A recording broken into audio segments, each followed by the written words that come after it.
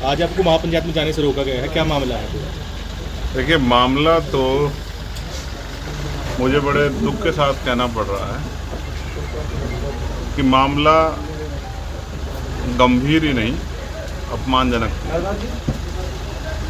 मौली गांव में जो हुआ है वो मानवता के लिए चिंताजनक है। देश को आज़ाद हुए 75 साल से ज़्यादा हो गए हैं और अगर आज भी दलितों को घोड़ी पर बैठने का अधिकार नहीं है तो ये हम सब लोगों को सोचना चाहिए कि क्या वास्तविकता में आज़ादी के अवसर और आज़ादी के जो अधिकार हैं वो सब तक पहुँचे नहीं पहुँचे।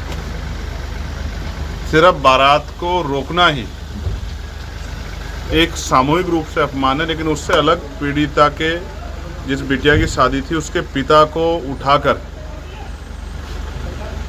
पूरी पंचायत में ले जाकर उसके ऊपर ये दबाव बनाना कि जो काम गांव में पहले नहीं हुआ कि बारात नहीं चढ़, घोड़ी नहीं चढ़ा दलित दूल्हा, तो वो ना हो, इसके लिए दबाव बनाना, ये एक तरह से पूरे समाज को नीचा दिखाना।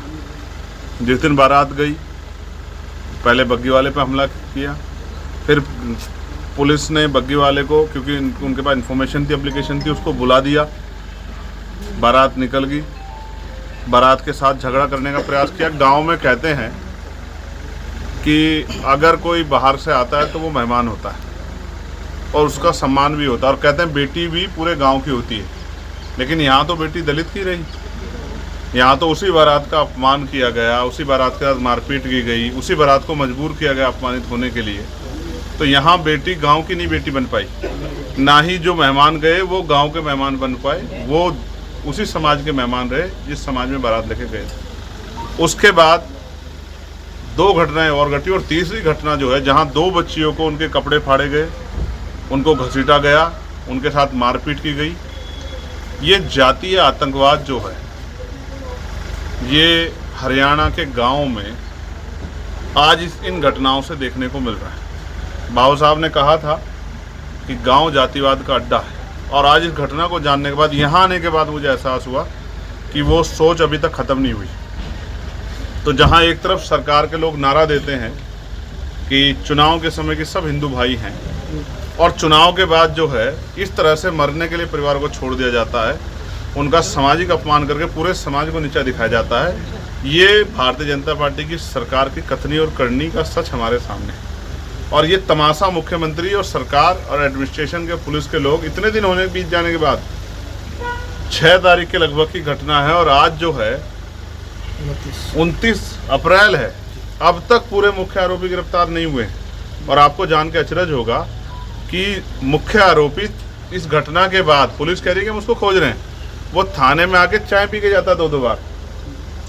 तो ये बिना सरकार के संरक्षण के संभव नहीं। इसलिए मुझे बड़े कड़वे शब्दों में कहना पड़ेगा कि हरियाणा में दलितों का दमन हो रहा है, उनके साथ अन्याय हो रहा है, और ये सरकार की देखरेख में हो रहा है। एक तरफ देश आतंकवाद से लड़ रहा है, लेकिन वहीं हमें कमज़ोर वर्गों के लोगों को, दलित पिछड़े वर्गों के लोगों को जातंकवाद से भी लड़ना पड़ रहा है, जातीय अत्याचार से भी लड़ना पड़ रहा है। यही भारत का कड़वा सच है। आज आपके प्रशासनिक अधिकारियों के साथ भी अभी बैठक हुई है, आपको रोका गया, तो आपकी क्या मांग रही और क्या अपराध तो नहीं रोक पा रहे हरियाणा में, गुंडों को तो नहीं रोक पा रहे, जातीय आतंकवादियों को तो नहीं रोक पा रहे, लेकिन उन्होंने मुझे रोका। मैं संवैधानिक व्यक्ति हूँ, मैंने उनसे चर्चा की, उन्होंने मुझे विश्वास दिलाया कि वो उन आरोपियों को गिरफ्तार करेंगे, और उन्होंने मुझसे ये भी बताया कि उन्होंने गांव में चौकी खोली है, अब भविष्य में इस तरह घटना नहीं होगी। लेकिन मैं उनको ये बहुत जिम्मेदारी के साथ कह रहा हूँ, उन्होंने मुझसे 15 दिन का समय मांगा, मैं उनको 16 दिन का समय देता हूँ। लेकिन हम लोगों ने भी ये तय किया है, और हमारे साथी अभी जा रहे हैं, 16 मई को इस घटना, ये जो सामाजिक रूप से पूरे समाज का अपमान किया गया, ये गुलाम भारत नहीं है कि कमज़ोर वर्गों की बच्चियों को उनके कपड़े फाड़े जाएंगे और खींचा जाएगा और हम लोग बैठ कर तमाशा देखेंगे। 16 मई को हम लोग मुख्यमंत्री आवास का घेराव चंडीगढ़ में करेंगे। ये फैसला हमने सामूहिक रूप से लिया है। हम स्वाभिमान सम्मान के साथ कोई समझौता नहीं करेंगे। मुझे ये भी बताया गया कि उसी गांव के लोगों ने 2 पक्ष होकर ये कहा कि ये, एक पक्ष ने कहा कि ये गलत कर रहे हैं। अब वो दिन, ये पुरानी बातें होगी, अब आज़ाद भारत है, सबको अधिकार है। लेकिन दूसरा पक्ष इस बात पर अड़ा रहा कि वो दलितों को घोड़ी पर बैठने देंगे। जिन्होंने उसी पक्ष के, उसी जाति के जिस पक्ष ने न्याय की बात की, सबके लिए समानता की बात की, मैं उनका धन्यवाद करता हूं। लेकिन जिस पक्ष ने ये किया है, मैं उनको मानता हूं कि वो अभी जाति की गहरी सच्चाई में जो है उसकी कुंठता में डूबे हुए हैं। ऐसे लोग समाज के लिए भी, प्रदेश और देश के लिए भी खतरनाक हैं, जो सिर्फ जाति के आधार पर किसी को नीचा दिखाना चाहते हैं। आप सांसद हैं, आपको घटनास्थल से जाने से रोका गया है, तो इसके पीछे क्या कारण मानते हैं? कारण सिर्फ यही है कि मेरे जाने से हमारे लोगों का मनोबल बढ़ेगा और आरोपियों का मनोबल कम होगा। उनके ऊपर ये प्रेशर आएगा कि दोबारा ऐसी घटना करोगे तो फिर आप पे कार्रवाई होगी, इसलिए मुझे रोका गया। यानी क्या वो कहना कहीं ना कहीं इसमें राजनीति भी की जा रही है? नहीं, राजनीति नहीं की जा रही, ये सरकार के संरक्षण में। और अधिकारी कहाँ किसके हैं? अधिकार तो सरकार के है ना। अधिकारियों को आदेश किया गया है कि वहाँ गुंडे चले जाएं, अपराधी चले जाएं, लेकिन चंद्रशेखर नहीं जाना चाहिए।